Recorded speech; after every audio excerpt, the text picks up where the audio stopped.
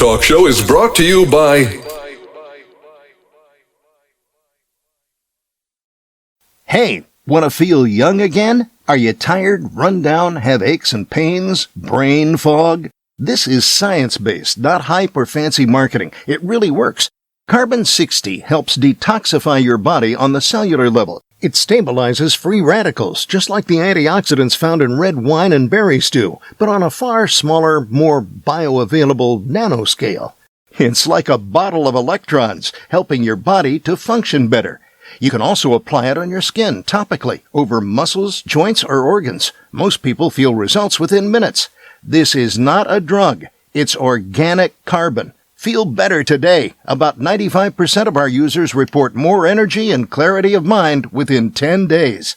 Give us a call at Greska's Carbon 60 at 720-600-6040 or visit our site at c-60.com. Call 720-600-6040 and feel young again.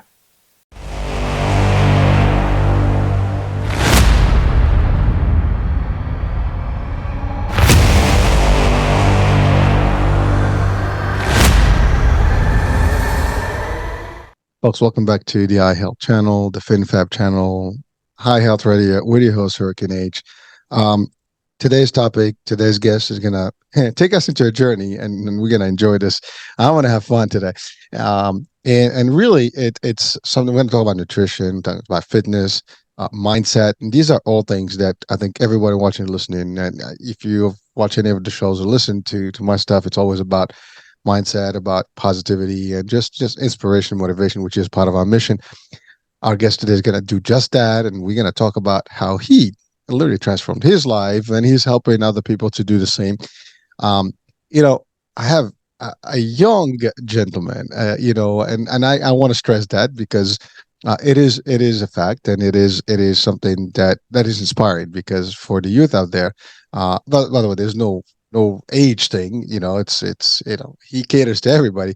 But the idea is that for this particular gentleman that I have with me today, it is going to be a true motivation for people. So without any further ado, I have with me David Misano. David, welcome to the show. Thank you. It's such an honor to be on, because it's been a minute. I've been looking forward to this one for so long. Well, listen, same here. And you know what? And as I was trying to highlight the age piece, because listen, I have kids, and I want my kids to be inspirational, motivational, to others. And part of what we do is we want that. And it warms up my heart literally to know that there are people that are at the younger age doing things, making a difference, and putting a legacy in place. And I've had so many successes, in different shows, different age groups, and different I guess time frames in their lives. But really, it's always exciting to have someone who is in your capacity, and really, I am excited about that. So that's just me, getting a little funny about it. But that's the dad that always feels like cool about kids that are out there. And by the way, again, I've been in martial arts, and I've trained younger people, and I've trained also as a young person. And it's always that link, it's something that, you feel good about. It's a vibe, I don't know if you're sensing any of this yet, watching or listening right now, you're going to get this vibe. But here's the kickoff. David, you're one of 18. Now, that's not something we hear about all the time, at least not in the West. Well, maybe I may be wrong, guys. I think we're going to go into where that comes from. But so here's the challenge. You're one of 18. I'm one of one. so this is interesting. Now, here's the funny part. I come from a culture where one of 18 is common, because my dad is one of 12. Oh, wow. Holy moly. Yeah. So it's like a very contrasted, concept today that we're going to have. And it's funny because, when I was a kid, typically people you're from Morocco. I mean, you guys have a lot of, you're Arabs, you're Muslims, you have kids. Yeah, I guess my parents didn't get the memo. I don't know. They decided on one, but they were realistic. I mean, one is good, they'll take care of one properly as opposed to have many and suffer. Sometimes, let's call it what it is. It's tough when you have a lot of kids, right? I mean, I have 3, and trust me, it's not a picnic. It's hard. But you're, I mean, one of 18. I mean, That's not very common in the States or in the Northern American or even in the West in general. I mean, there are countries right now that are suffering because they don't have enough kids. I mean, their pyramid is basically, getting older, and eventually they're not going to have enough, replacements. So, so let's start there first because I want to learn this, and I know there's something about a cult, and I want to leave it at that. Because it sounds interesting and intriguing, and I'm gonna leave it at that. I want you to tell us a little bit about that journey. Yeah. So, well, one of 18, as you can imagine, it's definitely a story in and of its own. I was gemmed and blessed enough to even be a part of that big of a family. I don't think you realize that until you get older. You start to realize the memories and the bonds that you had, and that isn't a normal thing, and that you can create some of the best memories that you could possibly ever build in your life. And so it was 11 boys plus me is 11 boys, and 7 girls. And growing up in that environment, you were never alone. You never had time to yourself. You can never be quiet. You always were brought out of your shell.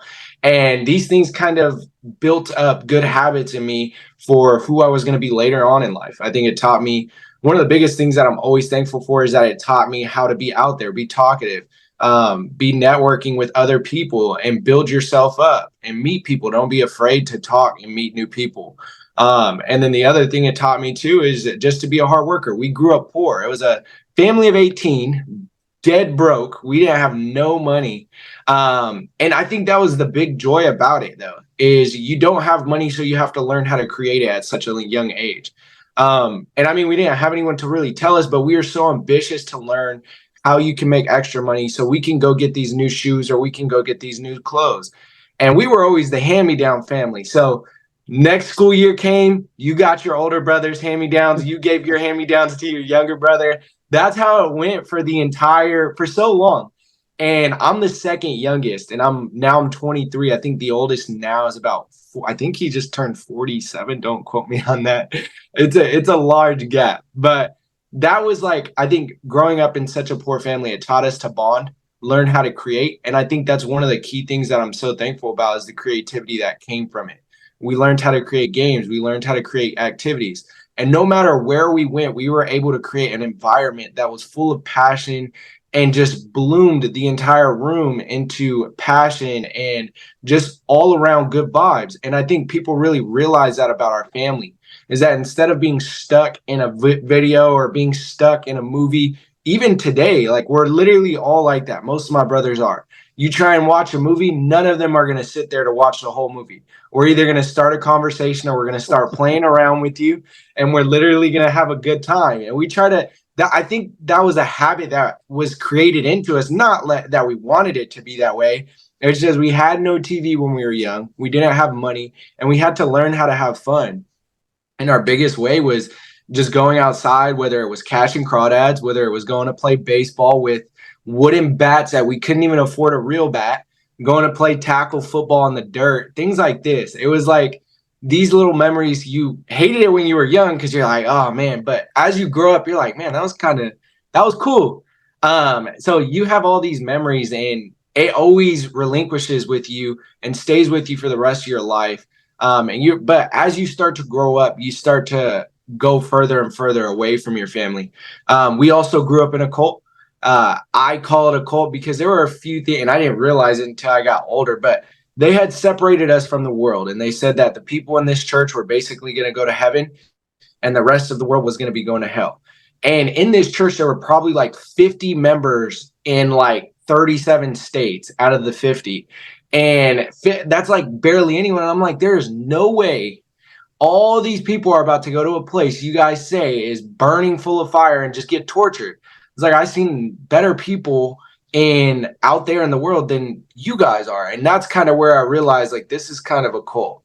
One of the other things too is that we got held to the point where if you didn't worship God, you would go to hell. Like, that was one thing that they put into us at a young age, is if you don't worship God, if you don't go to get baptized, you have the possibility of, not even the possibility, they would say you're going to hell. Like, even if you were their son or daughter, they would say it straight to your face, like it was very nonchalant, and they would believe in it. And like you have that fear stuck in you the entire time growing up. And that was a big part of what drove me to get away from that church. I never wanted to be like that, because not only were they like that, they were very contradictory. They would say that they lived this lifestyle of God and things like that, but yet when you really look at their lifestyle, there's bickering, strife, unhappiness in the home. Children and parents, their relationships were off, and all around, money was the other thing. You are not allowed to make over a certain salary in that church, and if you do, it's considered a sin. And because money is the root of all evil. And instead of looking at it as a blessing, that was the biggest question that I had when I was in that church, is like, why can we not make money? And one thing that me and my family had did a little digging, because none of us went into that church. And we finally figured out that there's actually a head of that church. And he's the one that's getting all the money from the church. And there's two of them. They're called evangelists, and basically they go around the churches. The church pays for them to travel, and they go around these churches like preaching, like, oh, you need to do this, you need to do that, and to go to heaven, like, don't go out and play basketball, don't go out and play football, don't go to a bar and drink, and things like this. But then we finally figured out, after doing some research on their lives, they were going to fishing tournaments. They had these fat mansions, not just houses, mansions, while all the rest of the congregations were suffering and told not to make money. And then on top of that, they were having these exquisite freaking parties all the time. And it's like, and none of them, and still to this day, that church exists. And my parents are a part of it, and I'm not very close with them because of that. And they don't want to accept that fact. But that's kind of what we grew up in, and it was it held you to a limited mindset, that you couldn't make money, that if you didn't go to church, you would go to this place called hell, things like this. And a lot of the kids suffered. There were many of the kids that committed suicide because they were torn by this. You go into the outside world and it's like an entirely different environment.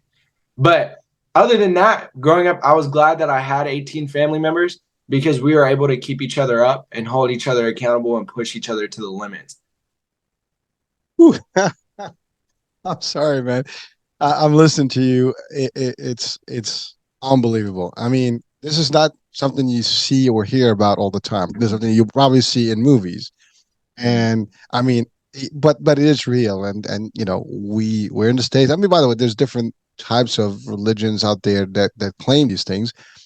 But specifically, I mean, understanding that this is a specific group that claims that everybody else is off, and it's their way or the highway, as you say. By the way, most of religions have similarities in the way it's done, and there is a way to paradise, there's a way to hell, and most of the religions will agree to that, but not in the same way that you stated. I mean, it's like, ours and versus the others, and so on and so forth.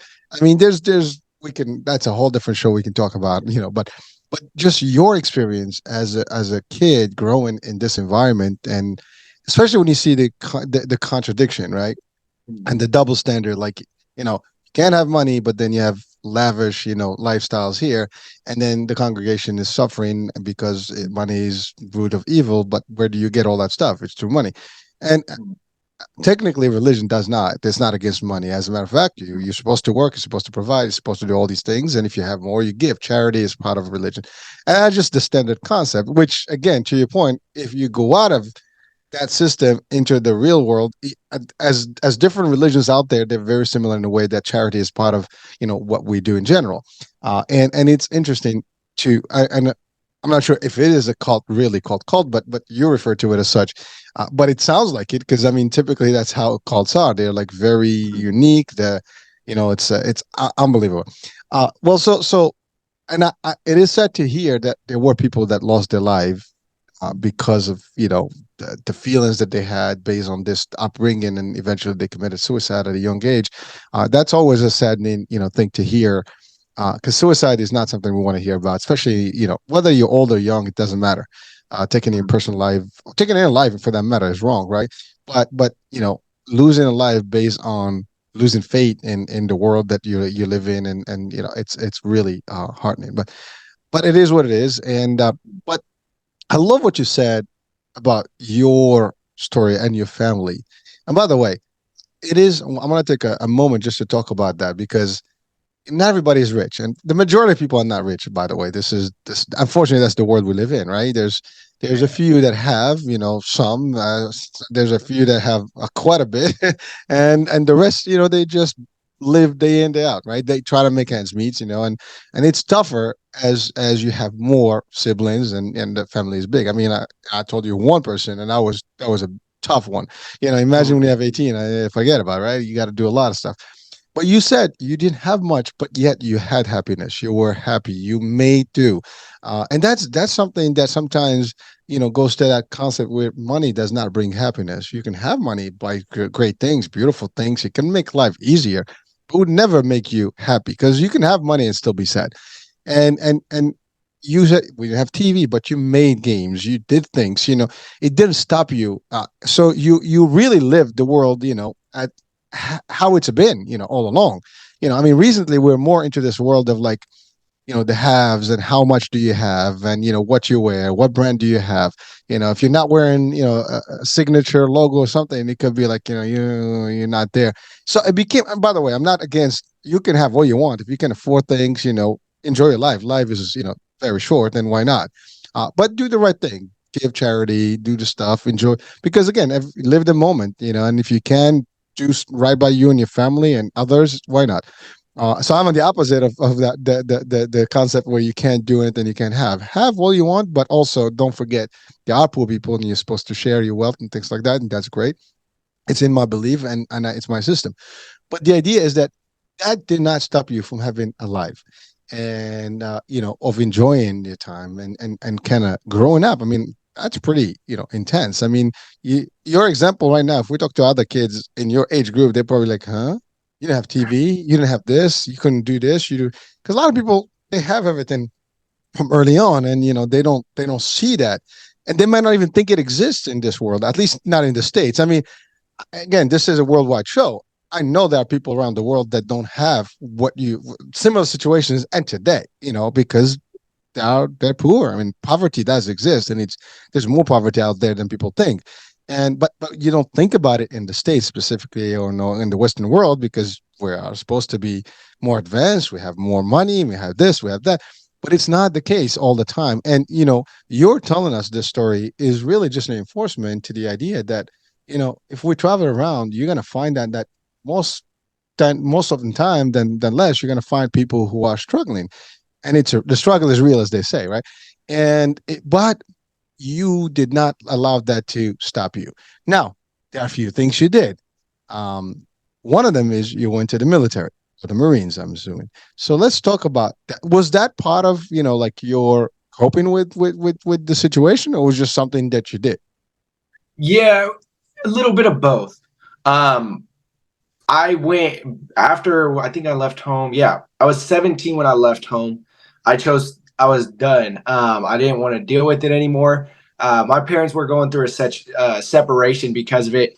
But I knew I had started, me and my little brother were the last ones in the house. And I had started going into vices. I didn't go into anything crazy. It was more so weed and alcohol, which I wanted to shut out the sadness. I wanted to shut out the turmoil. And that was kind of my way of getting away. But I knew deep down inside of me, I knew that I wanted to be better. And I knew in order to be better, I didn't know a single person that was getting drunk and high every night to become the successful person that they were. And I looked at exemplary people like Abraham Lincoln, Warren Buffett, people like this, Elon Musk. And I looked at these people and I was like, I don't see them doing this. So I don't think this is a part of that journey. And I knew that I had to get rid of that. And I had finally, none of my family knew that I was smoking or drinking at such a young age. And when they finally did, one of my sisters, she very much cared for me. And she asked one of my sisters that lived in Vegas if she would be willing to take me out there and finish high school, away from all the drama, away from all that stuff, and just focus on high school. And it was a tough decision, but I knew in order to get to where I wanted to be, I would have to make a tough decision. And that was the first one. I decided to leave my entire family and leave on my own at 17 years old. going out away from that church, and it was scary.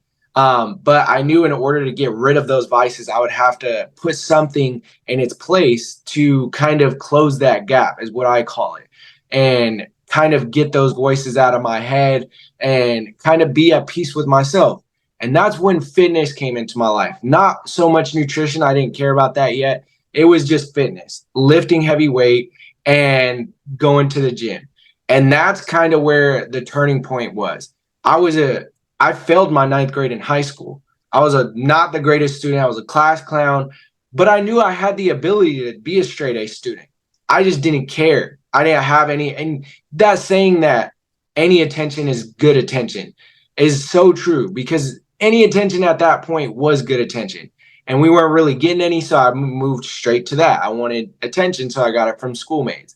And after that, I kind of decided, like, I have to create a friend group. If I want to feel and have the right mindset that I need to get to the end point, being successful, being able to help people in this world, I'm going to need a friend group. So I started, as soon as I went to Vegas, I started just befriending people with the same type mindset that I had, got into the gym, and they started focusing on getting good grades. And I went from a straight F student to a straight A student. And I had when I was failing in ninth grade, I finished high school with a 3.8 GPA just from starting to lift. Everything exponentially grew. And that's one of the things that I learned, is that weightlifting taught me that you're going to have to go through things that the struggle of pain and going through struggling, not wanting to go to the gym. But when you push past those points, you see the joy of growth. And that's where I seen all the change in my life. And I realized that weightlifting, it's not the actual destination that's the fun part. It's the journey, the hard days where you don't want to go to the gym. It's the hard days when you don't want to wake up and do your homework. It's the hard days where you're so lazy after getting out of school and going straight into your homework or studying or spending time with your family instead of sitting with your face stuck in a phone. And it's those times where it creates the true journey that feels fulfilling. And then after high school, I didn't really have anyone guiding me. So I had a sister that reached out to me, and she said that I should try out college. I didn't really know what I wanted to do. I wanted to just go straight into the Marine Corps because I wanted a challenge. And I knew the Marine Corps was they were the hardest branch, and I knew they would give me a challenge that I wanted. And I decided, I was like, okay, let me give college a try out. Maybe I'll see how that is. And then I tried college, but it was just college work in the gym. And I was like, I don't feel any type of fulfillment here. There's nothing here. And I was all by myself still. So I decided at that moment, I was like, I want to join the Marine Corps. And I knew they would give me the tools and the habits and the structure to build that man that I needed to be successful one day and create a better world and help people out and make people the person they actually want to be, instead of always being what other people want them to be. And that's one of the things that I learned, is that everyone has an amazing potential with them. There's something inside of them that they give that adds to any group. And that's one thing that I learned as a leader, is that you aren't there to give people orders. You're there to let that person's skills shine. And you're there to show them that they have the skills that are different than everyone else. And that's kind of where my my career in the Marine Corps started. And I actually ended early because I got medically discharged. I was a year in and got medically discharged. So it wasn't a long phase. And that kind of led to a hard time in my life too. I love the Marine Corps. I wanted to go very far with them. But because of the medical discharge, I was devastated and I lost everything. I lost my home. I lost my job. I lost all my friends. I lost everything. And that's kind of where the hard time of my life kind of really was created. And I had a decision there. It was a very hard decision. It was, you can lounge in your sadness, or you can and this was at the age of 21.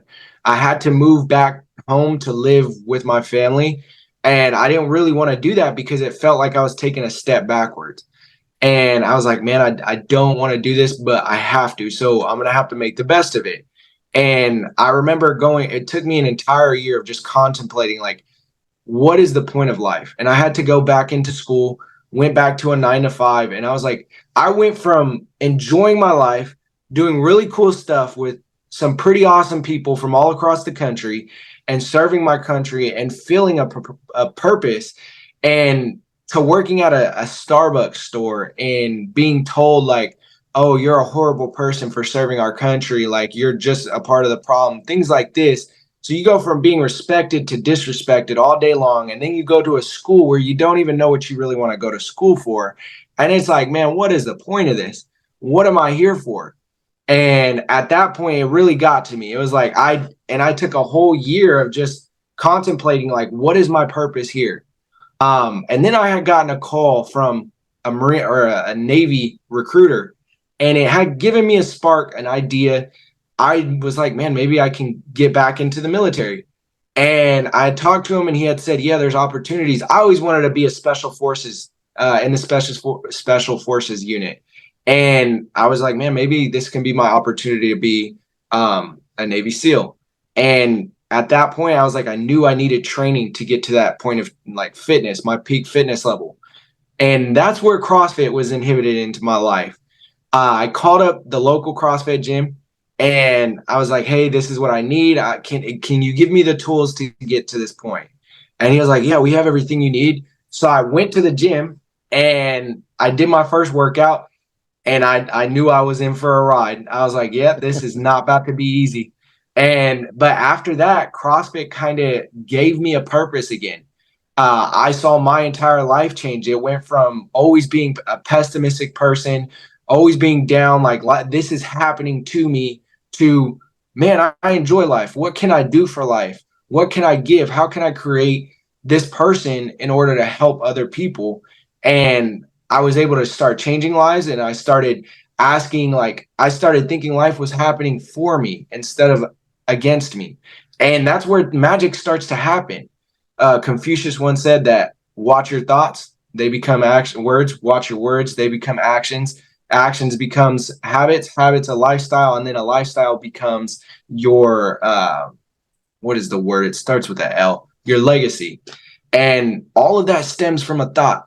So when you start to change your perspective and your mindset on what you think of life, the rest of your life will change. And that's where I really started to learn to start putting the mindset out, the energy that I wanted out there into the world, and start creating a better person that can give to people. And that's why I come on podcasts, because now I have a story, and I know there's people out there that don't like to share their story that would love to hear this. So that's why I feel like it's my duty now to give the person my very best to everyone. And now I've found my purpose, and that's to give everyone the very best version of themselves out to the world.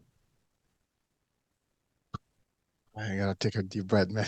It's quite a you throwing so much at me here. But here's the thing. First of all, I have to say this.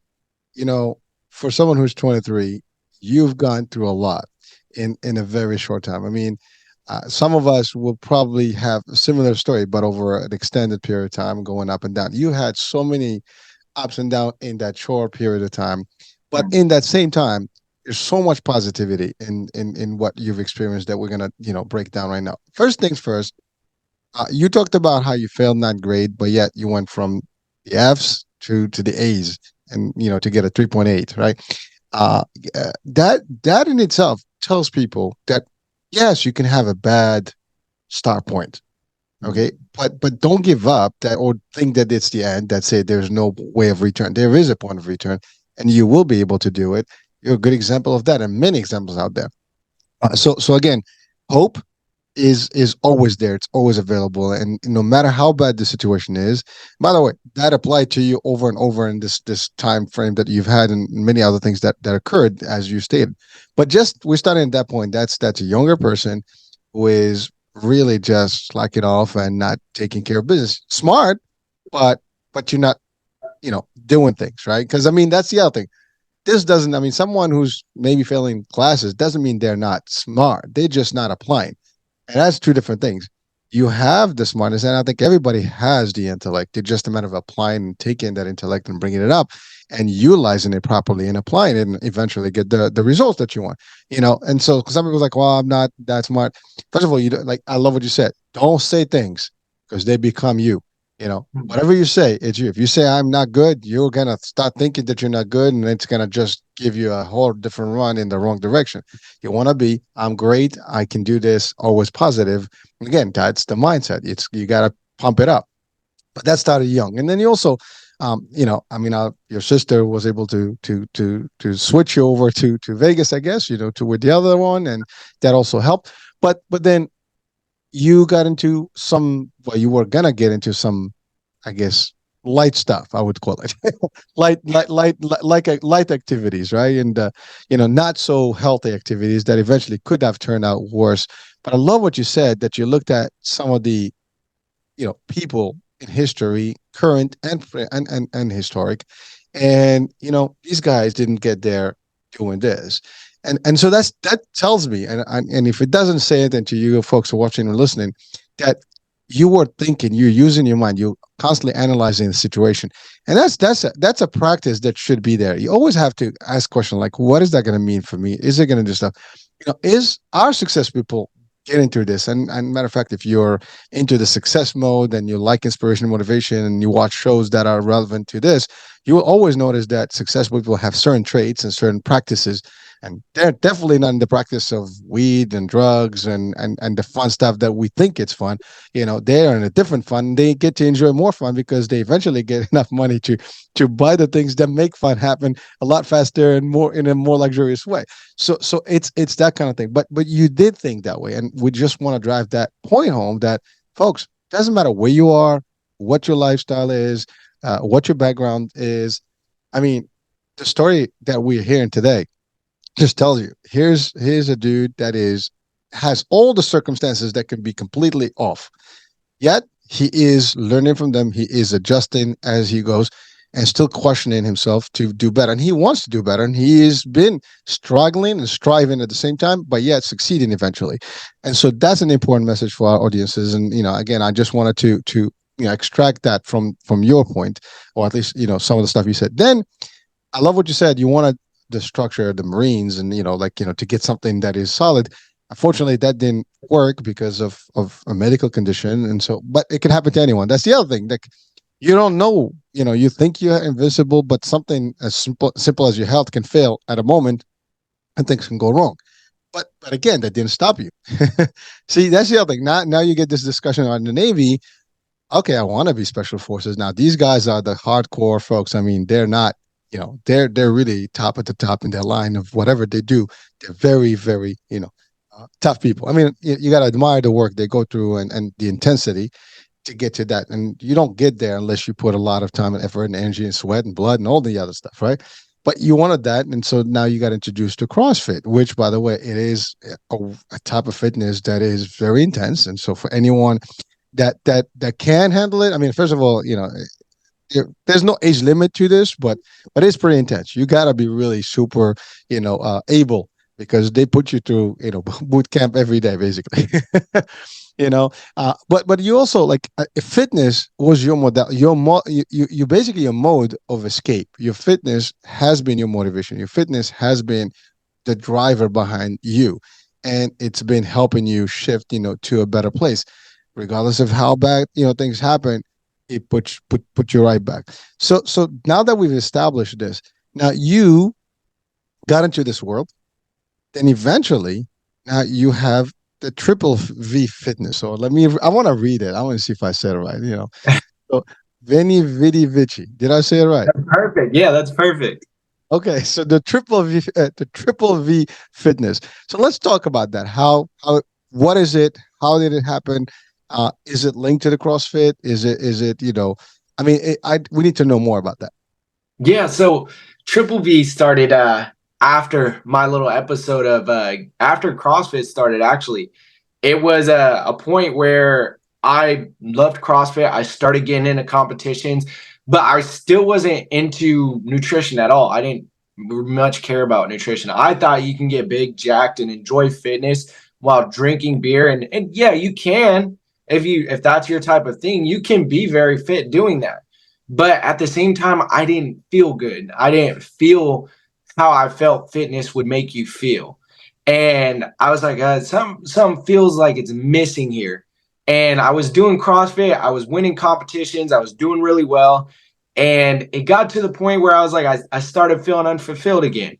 And I had quit. I got into entrepreneurship. I gave up my 9 to 5, and I was doing school, and I was working a full-time business with a car rental business, which I was able to build up to make enough money to quit Starbucks, which was my entire goal. And I was very excited for this. And it was, oh man, like I'm doing it. I'm creating this life that I always wanted. And I didn't know much about business. I jumped into it not knowing much. And I told myself, I will give myself 15 years to learn this thing. I'm not going to quit no matter how hard it gets. If I have to restart businesses, that is fine. But I want to do it till the time I'm done. And it's going to become my new passion. And I knew that everyone that I've seen that was successful, they always started their own business, but they always learned from people that were where they wanted to be. And that was the thing that stuck out to me, is I knew that I could not do it by myself. And I knew I needed people that knew about the industry that I was trying to get into. And mine it was a very general, I just wanted to become an entrepreneur and make a lot of money so that way I can live the life that I wanted to live. And I wasn't into like drinking, smoking, things like that. My thing was more so getting my family into a very nice neighborhood, being able to have dinners together, being able to free up time to create businesses. And I'm a very big cigar guy. I love smoking around a fire pit and just smoking cigars, talking about stories. And I feel like big opportunities and also amazing memories are created around the fireplace. And that was one of the things, is when I started fitness, I didn't want to be a coach. And then it just so happened that I met somebody, and he had asked me if I can coach him. He was like, dude, I see your mindset. I see what your body looks amazing. Like, teach me. And I was like, I'm sorry, man. Like, I don't coach, and I don't want to. And he's like, come on, dude. Like, why not? Like, you have the knowledge for it, and you talk about it all the time. I was like, because I don't feel like you have the same grit as me. I don't feel like anyone can be this disciplined. And he was like, well, like, let me just try it. So we started working, and I was like, all right, but you got to show. He asked me to show up at 5 a.m. every morning. And I was like, okay, well, here we go. And we started working out, and he didn't miss a day. He didn't miss a day. And I was like, okay, he's taking it serious. But 3 months have went by, and he started at 225 pounds, and he dropped all the way down to 180 pounds, not even changing his nutrition, just working out. And at that point, I was like, okay, like, you're dedicated. I was like, you're killing it. And we finished our morning workout that day, and it was, I want to say it was August. I believe it was August 1st. We went outside. We just finished our 5 a.m. workout. The sun was coming up, and we were walking towards his car. I was like, man, like, you're killing it. I'm proud of you. We had just did weigh-in, and he was like, dude, like, he turned around and just started crying. And I was like, you good? And he was like, yeah, like, you don't know what you did to me. Like, you saved my life. And on top of that, you saved my marriage and my relationship with my kids. And I was like, oh man, like, I didn't know that. And he had said, yeah, I was addicted to cocaine, and this is kind of my new drug. And I was like, oh my, like, and then it started making me tear up. It always kind of makes me emotional when I talk about it too. It's like, man, like, that was what my purpose is. And I knew at that point, like, I wanted to help people for the rest of my life. And I was like, if I can make that big of an impact on somebody and be able to have the same change that fitness did to me, have it happen to other people too, and bring up the best version of themselves, I would be able to feel fulfilled, and I live the best version of my life I could possibly live. And I had started coaching, and at the start, it wasn't easy. You always get told, like, you don't have certifications, you don't have this, you don't have that, you don't have the knowledge. And I was like, but I have proof that my methods work. And I had to go and get certifications, and I had to go and do all this. And sooner or later, I started getting more passionate, learning how to coach. And then people started listening and asking for tips. And then I knew I wanted to go to the next level. And that's where I met a guy named Wes Watson. And I have been watching him for a long time. And he's a mentor, and also mindset, fitness, and nutrition coach as well. And he teaches people how to make a business out of their passion. And it wasn't a cheap thing. And I knew that good mentors are going to cost a pretty penny. Why? Because they're already where you want to be at. And they're going to be paying, their time is expensive. And I did a 3-month sign up with him. And we had our first phone call. And I remember that was where everything changed. And he said, you're never going to be successful unless you create the person you truly admire. And he called it the undeniable man, becoming the undeniable man, to where your habits create this undeniable person that no matter everything you do, people say yes and everything attracts to you. And he was like, you have to work harder on yourself than you do on work. And he was like, when you do that, everything's attracted to you. And that's where Triple V came from. And I had started the business. I started getting clients. By the way, it's Latin for I came, I saw, I conquered.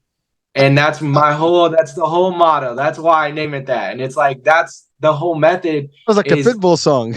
Yeah. And that was the whole theory behind it. Is like, every time I come and see something, I conquer it, no matter how hard it is. And I want other people to have that same vision and that same method. And we started working together with clients, and we gave them that method. And every time we get on a phone call for their onboarding, the first thing we tell them is we tell them that phrase, and we say, you came, you saw it, and now you're about to conquer it. And we're going to do it together. And that's my whole method behind VINI, VIDI, VICI, is we give you the methods to create the person, not only nutrition and fitness, but we create an entirely different person. And all it is changing the mindset. Once you change your mindset, you create the body you want, you create the life you want, you get the job you want, you get the relationships you want, and everything just starts to happen. And you're fueling the body with good nutrition and moving the body. And then you start to whirl up your cognitive abilities. Your mind starts to work, and you start to get rid of that brain fog. You start to wake up with fulfillment instead of, oh, I got to wake up and do this again. It's more so you wake up and you say, dang, like, let's go help these people. Let's go kill the day. Let's go crush this workout. Things like that. And I'm not a big positive thinker, positive talk. By all means, like, you can do that. I'm not a big believer in it. I think just get into it. I think I'm a big believer in negative talk. Stop talking negative to yourself and get rid of the negative talk. And then you won't have anything but good things to say about yourself. I was like, but one of the things is people always get a negative thought and you can't change your thoughts. You have to deal with them. Just let them come and let them go away. Don't let them phase you. When you give that thing focus and when you give it the energy, it starts to grow bigger. But when you give it no thought, no energy, no vibration, it can't do anything. It stays stagnant. So don't give those thoughts that energy. And that's one of the biggest things that we focus on is the mindset. We've had multiple transformation. I had a massive transformation. Many people, the same person actually came back to me, and the guy that I helped out, and he came back and we started working again. And this time he's down to 175 pounds, got his abs popping now. But not only that, his business is growing. And that's the thing about nutrition and fitness. And it's a big proponent when you build what's the term? When you build that man where you can never get told no, when everything's attracted to you, then you don't really have to work that hard. When you work so hard on yourself that you don't really have to work to attract things to you. When you create the body, when you create the mind, when you create the soul, the relationships, and you work so hard on yourself, there's no work that needs to be done outside of you. It all just gets done for you. And that's the key perspective that we try and teach here is you have to create the man that you admire inside and out, and then everything, and you have to give that person to the world. And there's so much you have inside of you. Yeah. So I'm gonna say this. You know, your story is gonna grow and grow and grow. I have no doubt that this is just the beginning of a long journey, and I know you will do more and achieve more things just by listening to you in the last 40 minutes. And the fact that you've taken the time to invest in yourself, the fact that you were able to help someone transform their life, and first you doubted it, but you went through it, and you saw the results, and that's another motivation. And there's a feeling for that. The fact that we're doing this talk right now is going to touch some people, and the fact that we know that potentially someone going to be benefiting from it, it just gives you that nice vibe, right? And that's the thing. So you're doing things, but first you love what you're doing. Second, it works because it changes dynamics, and you are trying to do it around, again, fitness, nutrition, and mindset, which is, if you're healthy physically, mentally, and I love it. By the way, you're the first one who kind of define positivity through negativity. The way you do it is the other way around, right? Like we always say, think positive, don't think negative. But what you said is like, let that negative thought come in, but then ignore it, which is just another way to look at it. But I like the angle because at the end of the day, it's just another way to think about it, right? But it makes sense too. The fact is, you're right. Negative thoughts on they're gonna come to you. You're not gonna run away from them. But the idea how you deal with them, do you kind of nourish them, or you just kind of like just yeah, immediately eliminate them, right? That's what you do. So it's a different concept in the way the approach is different, yet the results are the same. So you are pushing positivity, but to ignore negativity, which is a very smart way to look at it. So thank you for doing it. I'm telling you, I've talked to a lot of people. This is the first time I see it, from that angle. But so again, I know we have a hard stop, but I really, really admire the story, and definitely it is a story of resilience, of ambition, of determination, and it, like I said, this is not going to end here. You're going to continue doing what you're doing, and you're going to grow this business. And I love what you said about business. It's not easy. But you have to have the longevity is there. You have to be able to know that this is not going to be, it's a marathon, right? And you're not going to give up on it. And if it doesn't work, you're going to make another one work, and you're going to continue until the end. And you're right. Best things happen to people who are entrepreneurs who make things. There's nothing wrong about working and doing stuff. It has a purpose. You got to pay the bills, of course. But the idea is, if you can get into this world, and by the way, you have the advantage of age. So God bless you, man, and many years to go, and you have that opportunity. And by the way, there's no time frame. Anytime, any age, you can start a business. Anytime you can be successful. Many success stories happen at a later time. There are some late boomers. That's all there is. But if you can start early on, why not? You now the technology, everything is available. So you can make things. So again, I am literally, first of all, I'm honored as well to have you here, and really I'm learning from you as well. And I learn every day from people, and it's amazing. Every time you hear a story, there's learning lessons from there, and there's plenty that we picked up today. But I know that this is going to continue. Now, my question to you is, how do you use your services? Is it only physically they have to be with you, or you can work with them remotely? It's all online. So right now we're actually in the process of making a funnel, not a website, but more so where you can click on it. It's going to have my link, and then you fill out a questionnaire, and then I would get back to you personally. You can DM me on Instagram. I actually have it's mostly a DMing on Instagram, and I have a Facebook group that I give out all my resources for free. How to lose weight without going to the gym, how to meal preps, meal plans for not where you can eat those unhealthy foods that you love, and you don't have to give that up, but you can still get the physique you want, and you can still look the way you want to look without giving those foods up, with moderation, of course. But yeah, you can get in contact with me. It's mostly, everything is online. I do all my coaching online. I coach personally at a CrossFit gym in person. If you guys ever do want to do that, that's a whole different story. I never charge for that. In person is totally different, but online, I do coach mostly online with clients. So, which means it's open to everyone that's willing to get into your system and learn your way and make a transformation. And frankly, listen, folks, there's a lot of opportunities. There's a lot of programs, a lot of things, whatever suits you, but try out, Dave's, formula, because I think it's a different perspective. It's not new, but it's unique. That's the difference, right? You have your own signature into it, and it's got your personal story behind it that backs it up, and you have the successes since you started. So again, There will be a link to your Instagram so people can actually, check you out and get in connection with you. I know we're really crunched in time, otherwise I'll extend this further, but any last words of wisdom to share with our audiences today? Yeah, so I think the one thing that I love to tell people is the story of the Chinese farmer. It's a short story, but basically the concept is the Chinese farmer had a bad harvest. All the town came to him and said, "Oh, that must be horrible." He said, "Maybe."